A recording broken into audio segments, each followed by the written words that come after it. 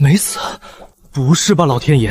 我一个化工硕士，就算是社畜，好歹有份工资，穿越就算了，还穿成一个欠债的倒霉蛋，可算行了！天杀的赵老三又来了，说今晚不还钱就要剁你的手。我欠了多少？10两银子。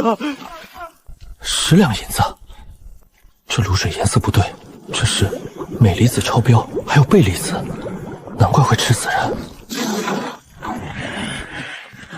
杨凌，今天要么拿银子，要么拿手来抵。老子可听说你醒了，别装死！钱我没有，但我能变出银子。你放什么屁！给我1炷香的时间，这锅卤水就是10两银子。李叔，帮我把那些拿过来。今天我给大家变个戏法：生石灰加水，放热反应，生成一氧化铬。一氧化铬会与镁离子反应，生成一氧化镁沉淀。这小子在做法！李叔，搅拌。草木灰里的碳酸钾会与钙离子生成碳酸钙，顺便把钡盐也沉淀掉。出轨了！锅里有妖怪！不，那是有毒的东西。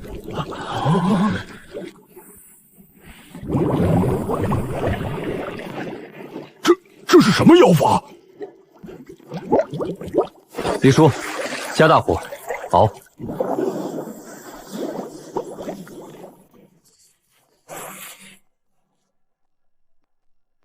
比官盐还细还白，这是雪花盐啊！杨哥，你是不是被灶神附体了？这真的是好盐！赵三爷，这锅盐够还你10两银子吗？够！杨爷，听说你们这儿熬出了仙盐，王麻大爷在此识相的，方子和盐都给老子交出来！哟呵，还真让你们鼓闹出白盐来了。这位爷怎么称呼？瞎了你的狗眼！这是王麻子王大爷，这条街归他管。哦，原来是王大爷。这盐是我熬出来的，凭什么给你？凭老子拳头大！王大爷说的对，我当众演示一遍仙盐是怎么来的。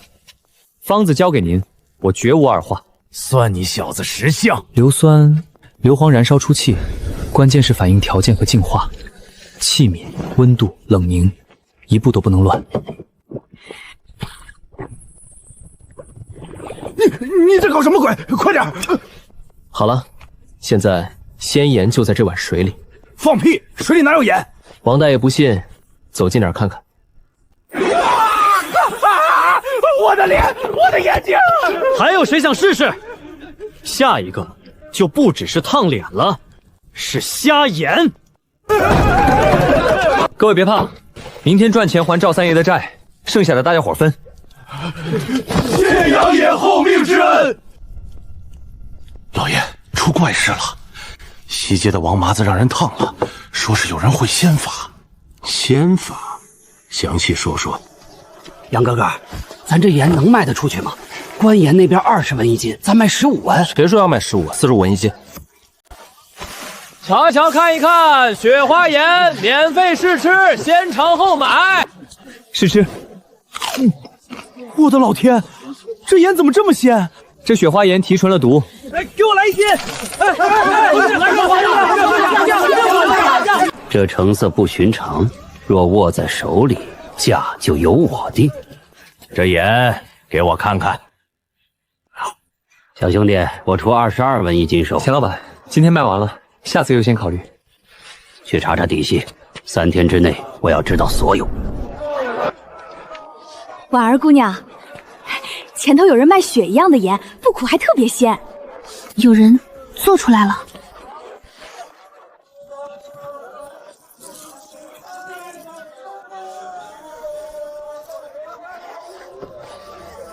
这盐真是你做的？是我做的，姑娘要买。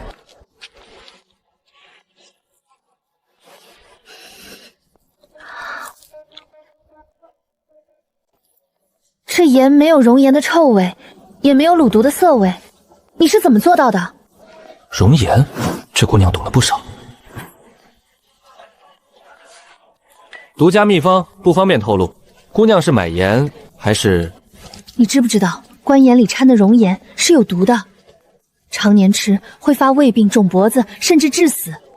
我爷爷是个郎中，他研究了一辈子都没找到去除卤毒的办法，说除非……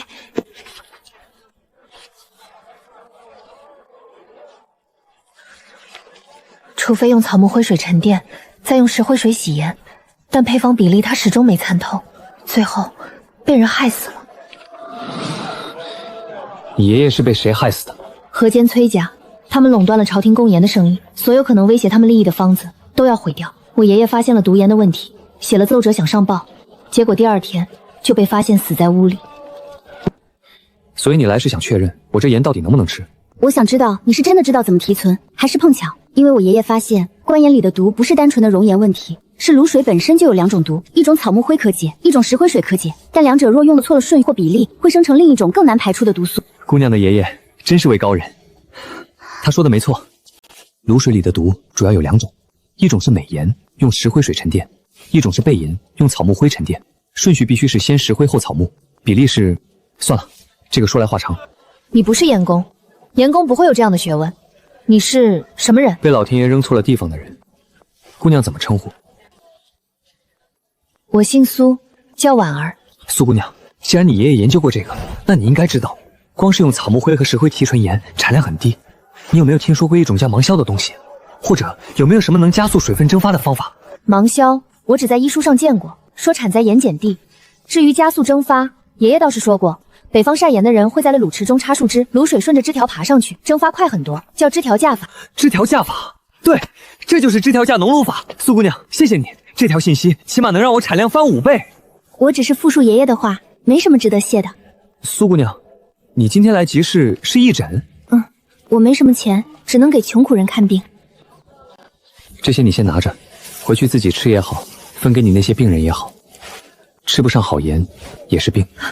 这位大哥，我以后能再找你吗？关于制盐，我还有一些爷爷留下的笔记。当然，随时欢迎。我打算在附近找地方建盐坊，到时候派人通知你。还不知道大哥叫什么名字？杨凌。杨凌。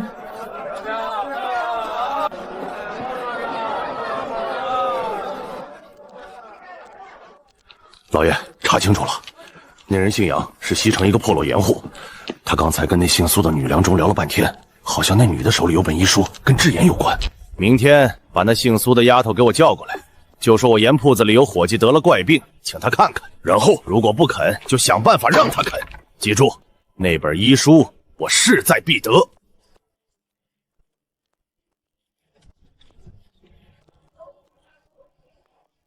有人在后面。苏姑娘，我们老爷有请。哪个老爷？钱万贯，钱老爷。有什么事明天再说，现在不方便。老爷吩咐了，今晚务必请到。另外，听说你手里有本祖传医书，里面有些制盐的方子，老爷很感兴趣，想借来看看。我听不懂你在说什么。既然如此，别怪我们不客气了。2位半夜3更拦住一个姑娘，不太合适吧？我是他朋友，你们想要方子？雪花盐是我做的，方子全在我脑子里，跟这小姑娘没关系。你们放她走，我跟你们去。你一定要小心。走吧，我也想跟钱老板聊聊生意。别耍花样，钱老爷可不是好对付的。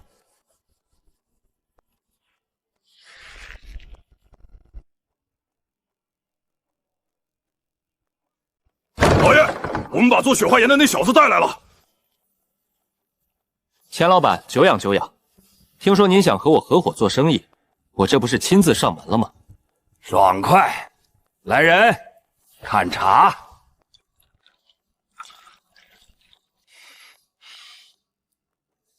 钱老板，这茶里是下了蒙汗药吧？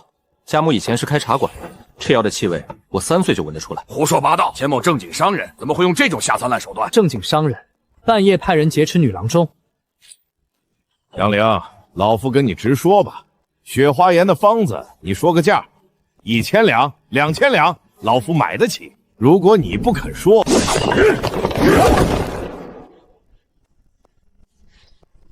你应该知道什么叫敬酒不吃吃罚酒。钱老板，你知道我做的雪花盐和别人有什么不同吗？什么？我做的盐不但能吃，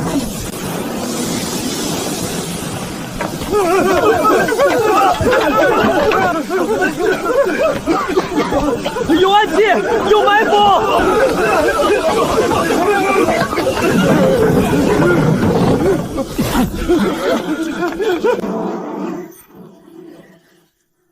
钱老板，你刚才说什么来着？敬酒不吃吃罚酒。你别乱来！我不乱来，我只和你说3个意思。第一，你不能动苏姑娘，如果再让我发现你的人碰她一根手指头，老子让你脸上也开几个麻子。第二，你要的雪花盐方子其实不值钱，没有我给你方子你也做不出来，不信你去试试。第三，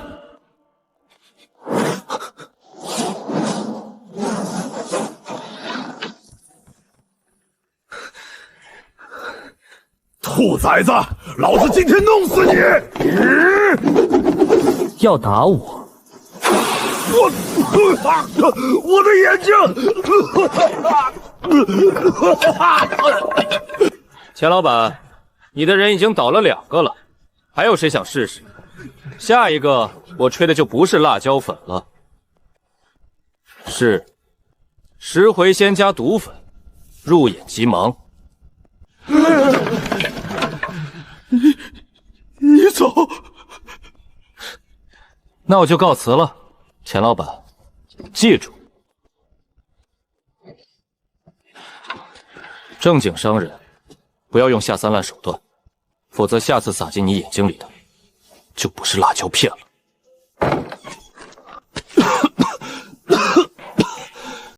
得亏我是一个化工硕士，不然今天真得交代在这儿了。杨玲，你没事吧？你怎么回来了？不是让你先走吗？这是爷爷留下的药，我怕你出事，就去铺子把东西取来了。多谢，不过药没用上，辣椒面倒是用过。辣椒面，以后这种事不会再发生了。明天起，我要把这个小破摊做成他们谁都不敢动的产业。好，我帮你。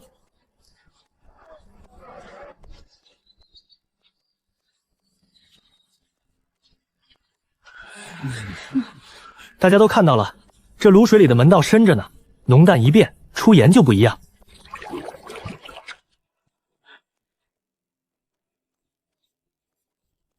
铁柱，你那口缸的卤涂波美度多少？波美度是啥？我就看着冒泡挺多的。拿盐水竹筒来，我再讲一次，谁今天还搞不懂波梅度，明天不用来了。波梅度是测量卤水浓度的一种指标，原由法国人波梅提出，原理很简单，液体密度越大，浮力越大。读不准的，洗1个月盐缸去。杨哥，咱这等于是办了个血管啊！不是血管，是新式盐厂。从今天起，咱不熬苦炉了。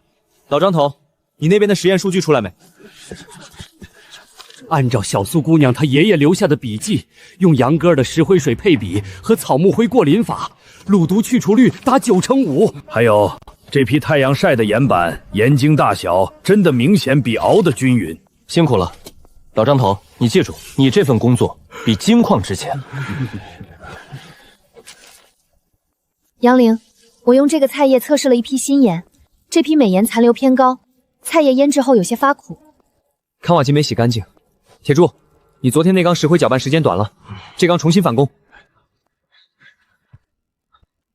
杨哥，咱这么折腾，又是比重又是青菜测盐看，其他盐厂的人都说咱杨疯子瞎讲究。讲究？对，咱就要讲究。他们熬毒盐不讲究，所以吃出大脖子病。咱们讲究，所以咱们的盐能卖45文1斤。而且这只是第一步，大家听我说，现在我们只是粗加工，卖的是初级产品。下一步，我们要做分类提纯，食用盐、腌制盐、药用盐。再下一步，我们要做盐化工，纯钾、胶钾、芒素，每一个副产品的价格都远远超过盐本身。杨哥，咱能行吗？行，不但行，还要让所有看不起咱们的人重新认识什么叫盐。好，开工！记住我今天的话，3月之内，我让咱们的新盐坊摆满整片海边的盐碱地。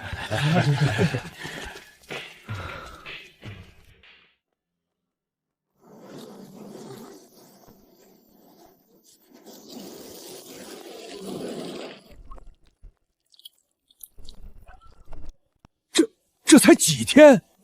老张头，今天出盐量多少？今天晒出来的盐有这个数，是前2天全加起来的3倍。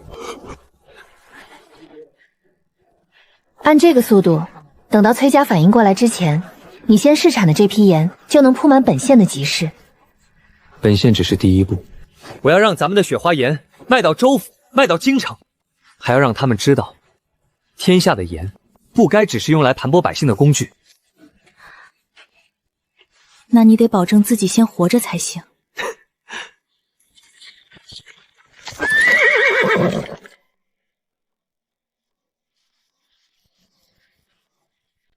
杨林何在？盐铁司赵明伯赵大人有令，即日起，凡私设盐厂未经官批熬制私盐者，3日之内必须到盐铁司衙门报备，否则视为犯私盐，一律抄没家产，杖80，提千里。赵明成，赵大人的意思是，交了钱备了案就能继续晒盐？那可不一定，你这鲜盐的工艺关系百姓安康，工艺必须先交给盐铁司，由官府统一查验，确认无毒之后，方可发回使用。果然来了一个从钱万贯那儿碰了钉子的贪官，还要用抄动来威胁。这道坎比地皮、比坚守等更棘手。回复赵大人，3日后杨林亲自登门报备。3日后，这小子这是要自己跳进锅里来。阿四，准备点有意思的检验环节。这次我要让他知道什么叫官字2张口。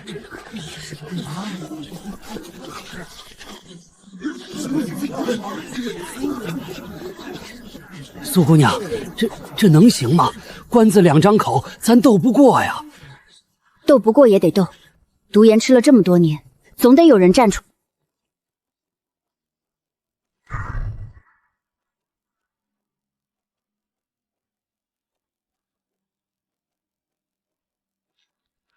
堂下何人？草民杨凌，应赵大人之命，前来报备制盐工艺。哼，算你有几分胆色。报备嘛，按规矩先验盐。这是从县里各盐场卤水池中取来的标准卤水。杨凌，你不是说自己能去除卤毒，熬出精盐吗？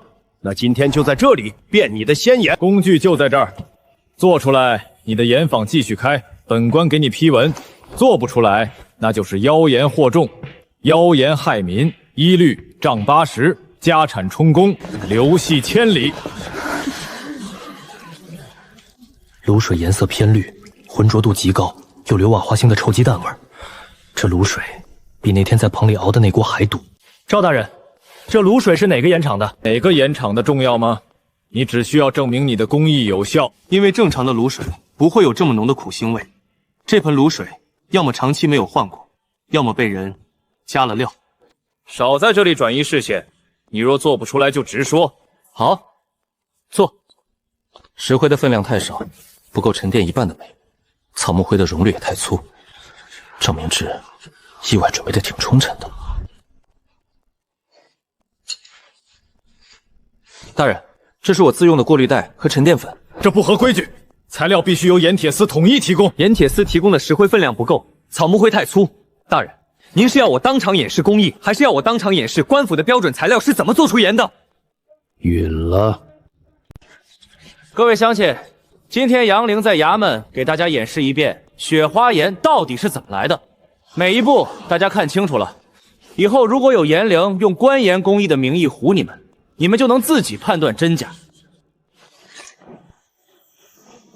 哇，冒烟了！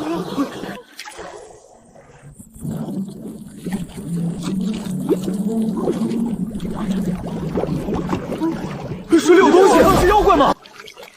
不是妖怪，是美毒，就是这些你看不到的东西，让你吃盐的时候觉得苦，吃完拉肚子。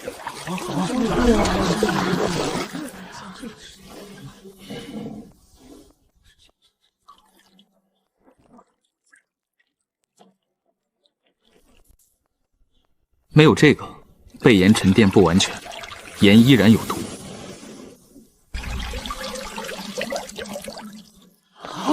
水变清了。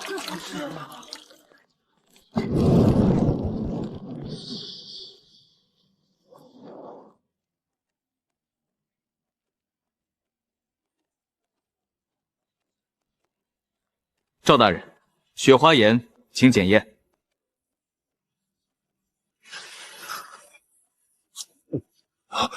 回大人，确实上等精盐，无苦无涩无异味，比之官盐有过之而无不及。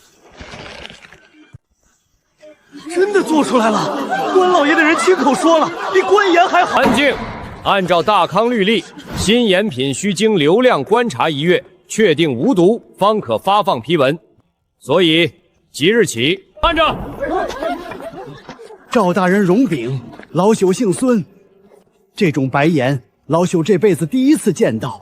但是上个月，城西王老三家因为吃了官盐，一家人上吐下泻，差点没命。他去找盐铁司讨说法，结果反被说成刁民，挨了20板子。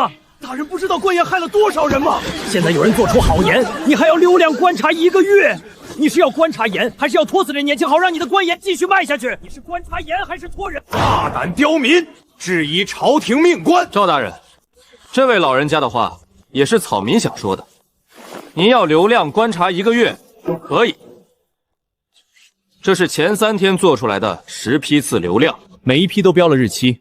草民会继续保持生产，并以45文1斤的价格往外卖，比官盐便宜1半。因为草民有信心。45文1斤，草民的盐不怕检验，怕检验的是那些掺了毒的盐。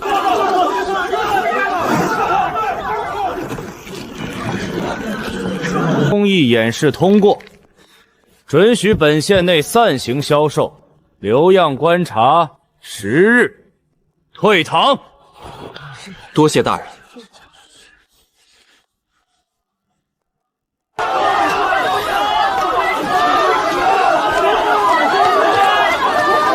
你说怕检验的是掺毒盐时，我看见师爷踢了赵明泽，他们心虚是一回事，认栽是另一回事。他这10天里一定还会想办法。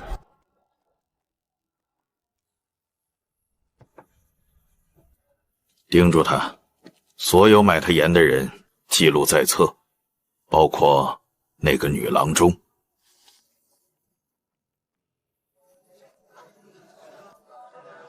10天。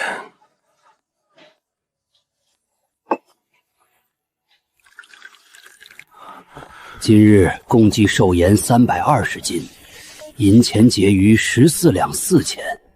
咱的盐只要一摆出来就卖光。近半月来，我的义诊记录里，大脖子病、腹泻症的患者没有减少，反而增多。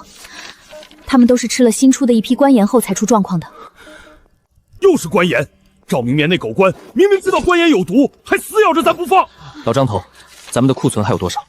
按现在的销量够卖3天，但海边新开辟出的那排枝条架开始出炉了，再过5天产量能翻倍。那就先撑住这5天。水生的账上记录有没？有。咱们在城西摆摊的时候，有几个客人是陌生面孔，问了很多计量工艺细节，但我什么都没说，只记下了他们问的问题。是探子。从现在开始，所有人要记住3件事：第一，对外卖盐只说食用无毒，不许透露工艺；第二，老张头石灰采购换新供货商；第三，铁柱水生轮流值夜，防备有人投毒，我们要防住。水生呢？我都按你说的做了，账本也给看了，他们这2天不会扩产，库存只有3天。水生，你在那儿干什么？回屋。他抓了我娘，我不给消息，他就……知道了，水生，你给了什么消息？库存和出摊地址，但我保住了最核心的配方。你做得很好，至少守住了最重要的。既然他们知道了原来的计划，我们就改。明天去城东启用后山的食槽筛盐法。杨哥，对面是大人物，你到底要走到哪一步？走到能让老百姓吃上放心盐的那一步，不管背后是谁。水生线已断，苏婉儿手里可能有致命证据。时日之期一到，给那丫头制造一场意外，一女士要出事，不是很合理吗？这是购买雪花盐的客户名单，只要其中一个吃盐出了问题，杨凌就洗不清了。大家不要急，排好队，一个一个来。当家的，当家的，你怎么了？又是你小子的盐害人，把这摊子封了！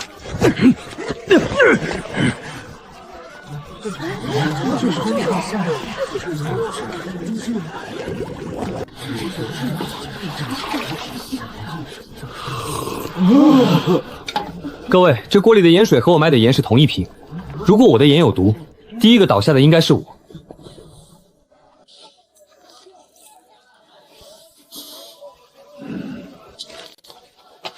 各位看清楚，我杨氏盐坊统一用粗黄纸盖红印，地上这包是白纸包，里面的盐还掺了灰绿色的毒粉。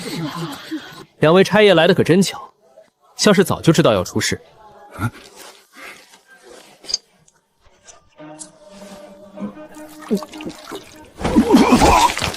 看见了吗？这种毒雪花盐里没有。等等，铁柱，把这份物证亲手交到赵大人手上，告诉他，有人企图用命案栽赃我们雪花盐坊，请求官府严查。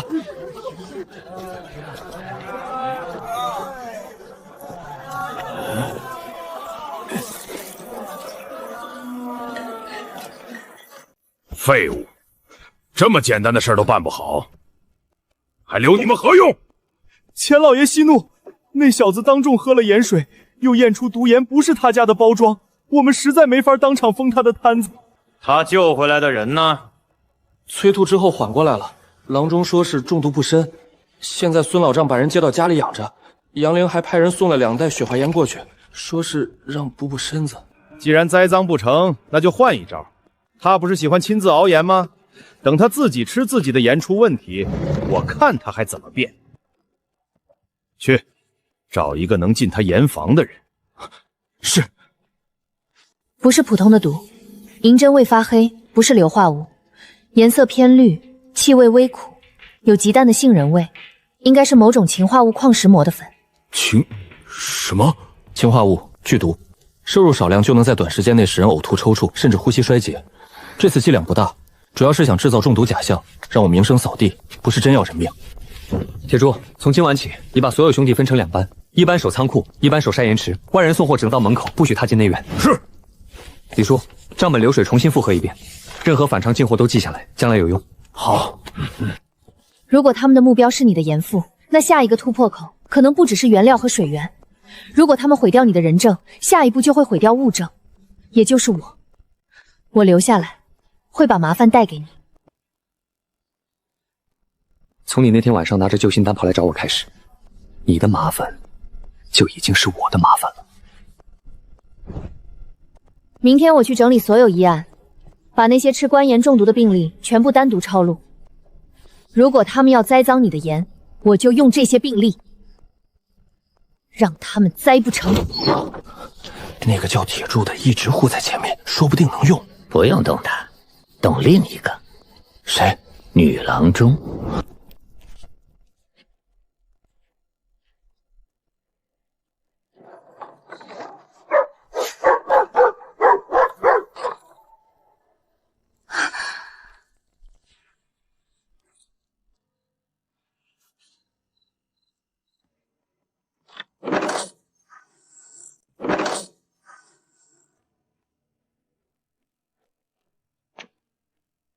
钱万贯派你们来的？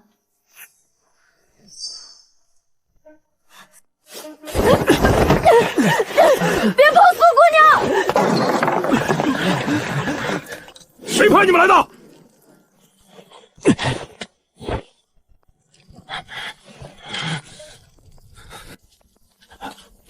回去给你主子带个话，你掏刀之前，最好先看看自己的手。刚才翻墙时沾到你袖子上的不是灰，是毒粉。回去告诉你主子，再有第3次，3天之内，你主子那口锅里的官盐会被我当场验出掺了多少毒。他如果听不懂，就让赵大人帮他翻译。这是他们今晚的行动路线。听说他们要动苏姑娘。你娘的事交给我，但你之前的过错不能勾销。从今天起去最苦的晒盐池，冲3个月苦力，没问题再归队。把这2个绑了带去柴房，天亮送官。一群废物，既然动不了外围，那就动根本，把水源给我断了，以抽检名义封渠3天。闹，让他闹，告诉他想要解封亲自来找我谈，这次是私人谈话。杨哥，卤水渠让人堵了，派了衙役守着，说要封渠3天。李叔，你在家看住苏姑娘，铁叔带2个弟兄拿上扁担，咱们去盐铁司。赵大人处理公务，今日不接访。水源抽检的命令有文书吗？没有，那就是私封民渠。照大康律例，私堵盐田者加等杖50，2位担得起吗？想解封可以，请杨老板单独进去喝茶。不能去，在门口等着。一炷香我没出来，直接敲锣喊街坊，就说关老爷不让卖盐，叫吃过咱盐的人都来评理。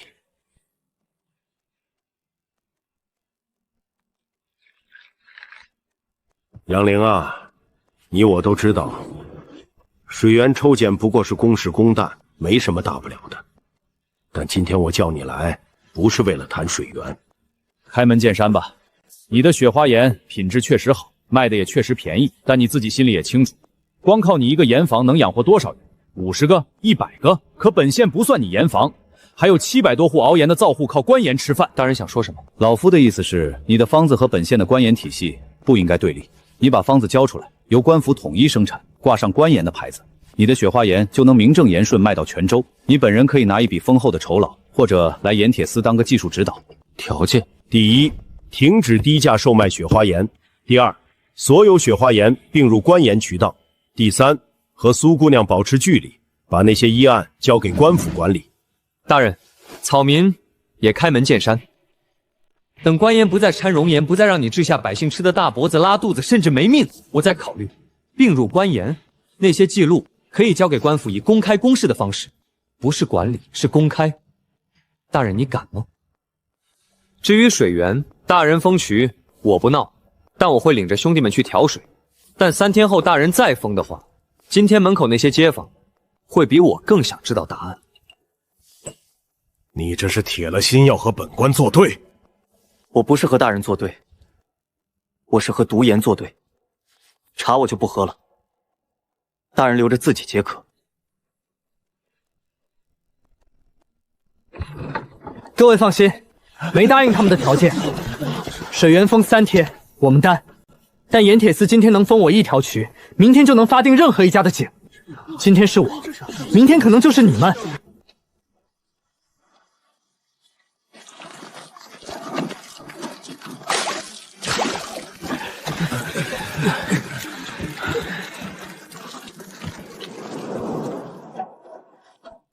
大人，挑水他们撑得住，3天恐怕拖不垮。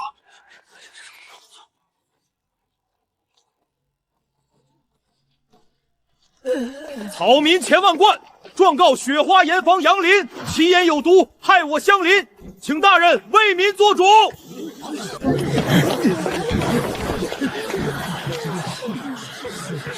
姓钱的倒打一耙。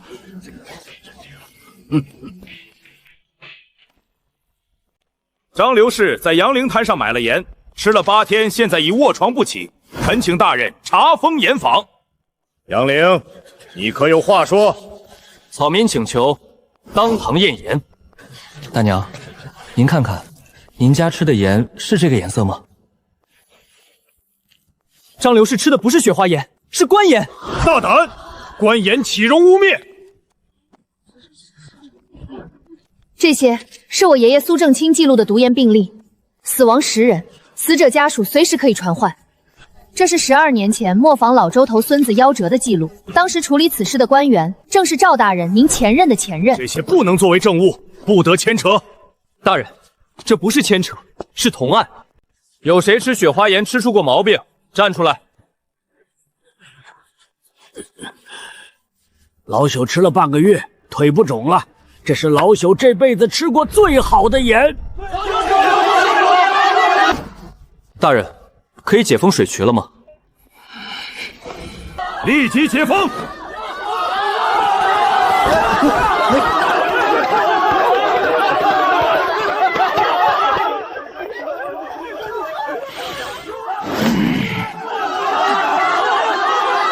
让他永远闭嘴。这慢性毒掺在水里，7天后心肺衰竭，验尸也查不出。7天后，我不想再听到苏婉媛这个名字。15、10、15、20，你瞧瞧，这雪花盐的名气一响，来买盐的人比前段日子翻了1倍不止。咱们这回是真打赢了。李老师，你盯着进货，原料里绝不能出岔子。铁柱，带几个兄弟死守晒盐池。水生，每天务必按时把婉儿接回来。杨哥，那帮人官司都输了，难不成还敢背地里使坏？我看他们是认栽了。越是风平浪静，越要警惕。不舒服，有点热。你今天接触过什么特别的东西吗？都是普通病人，风寒腿疼，几个大脖子，没什么特别的。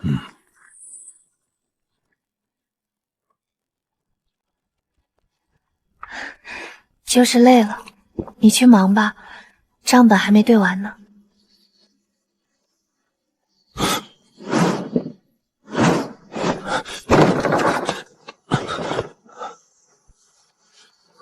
不是普通的风寒，风寒发热不会这么集中，也不会在半天之内发展到这个程度。瞳孔正常，不是中枢神经中毒，发烧加上全身疼痛，像是慢性中毒的急性发作。点灯，都起来！杨哥，出啥事了？苏姑娘烧得厉害，别乱跑，先把院里照亮。我去抬热水，我手脚快。你守门口，看清进出的人。我这就去叫郎中，好，快点，别耽误。医案在枕头底下，如果有人来搜，让他们别动爷爷的笔记。没人动你的医案，也没人能让你去陪你爷爷，不是现在。杨老板，老夫行医30年了，这脉象不是风寒入骨，是中毒，毒性很慢，续了至少2、3天，今晚才发作。老夫可以用药先退热，但毒根，老夫未必能断。您先退热。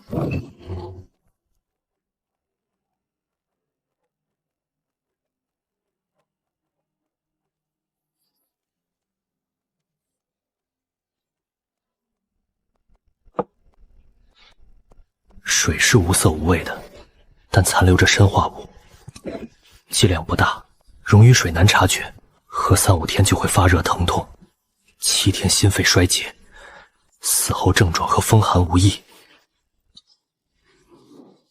苏姑娘水壶里被人下了砷毒，能进出药炉的一定有内应，谁知道她晚上会把水壶留在那儿？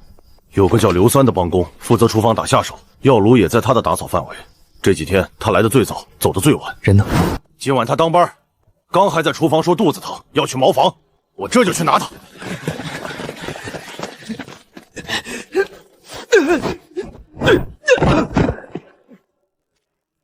杨老板饶命，我也是被逼的，欠了赌债，钱老板的人替我还了，还给我10两银子，说是安神药。带他去县衙，他身上这包粉末就是物证，天亮就送，是，一刻别耽误。退烧了，但气息更弱，不是熬过去就行。他脸都白了，还能撑吗？能，按我说的做，别慌，把能找的材料一件不落。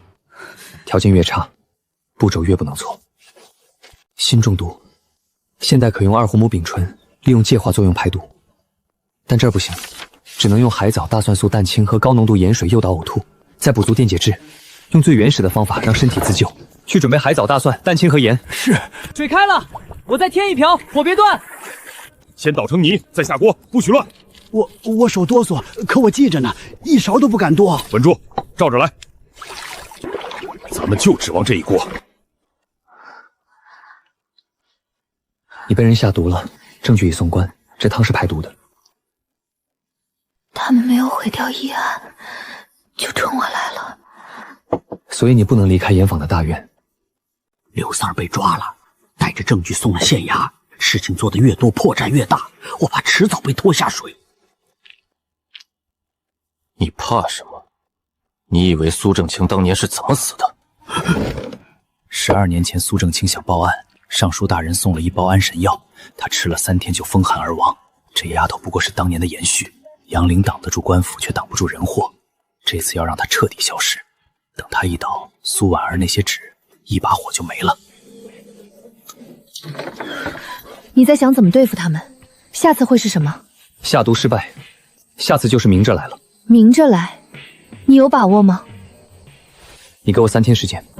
师傅，借一步说话。这么晚来打铁，你要做什么物件？照图打2根空心铁管，尺寸不能差，接口又能封死。行，按你说的来。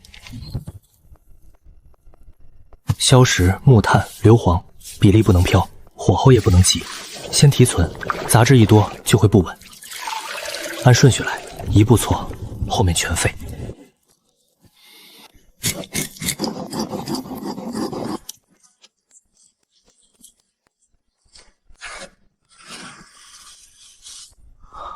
这种黑火药的威力，足以击碎腐朽的枷锁。杨哥，你在里面烧什么东西？没烧东西，去睡吧。装填药石，别留空，别走火。最后一次，成不成就看你了。从今往后，规矩得改。杨哥，你拿的啥？你往后退几步。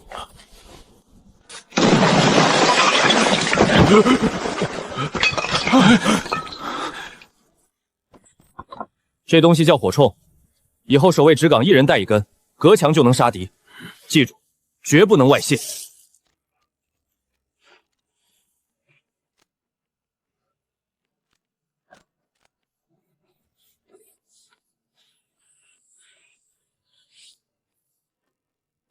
我要建全套体系，把盐卖到天下，而不是永远守在这里。广积粮。今夜去雪花盐房，把场面清干净，不留把柄。那份医案必须烧掉，那位黑色补丁麻衣的少年，就留河间府的盘面上彻底抹去。明白。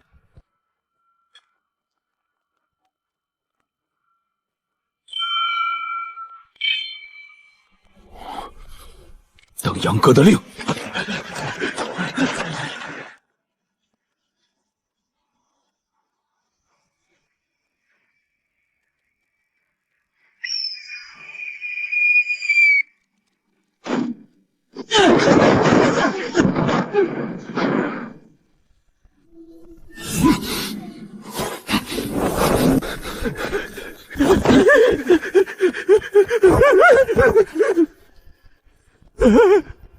别杀我！别杀我！我不想来的，是灰衣人逼我的，崔景林逼我的，我也不想来送死啊！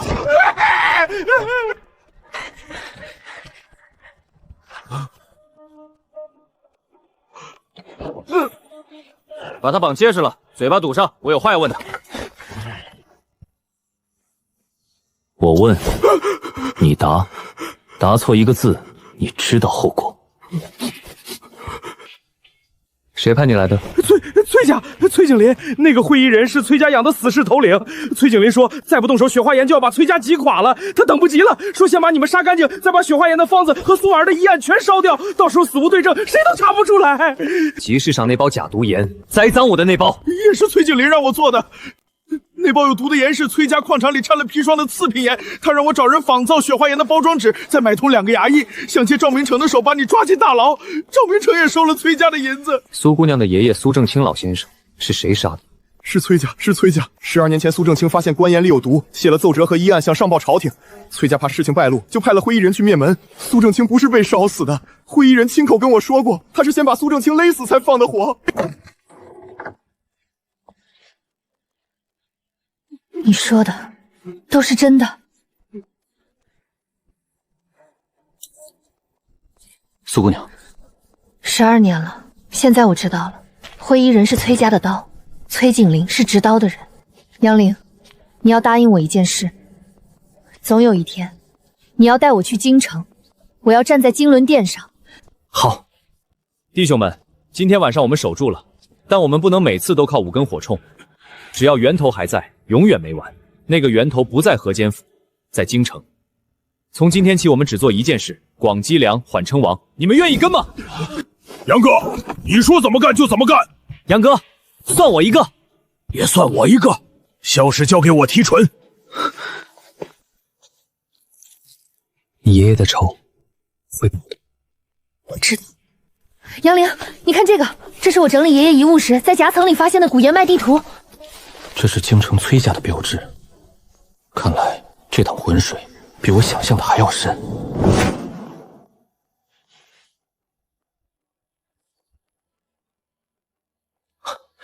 老爷，这是雪花盐坊本月的产量月报。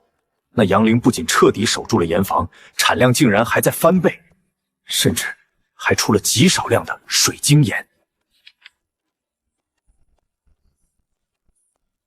这个杨凌不能再让他成长下去了。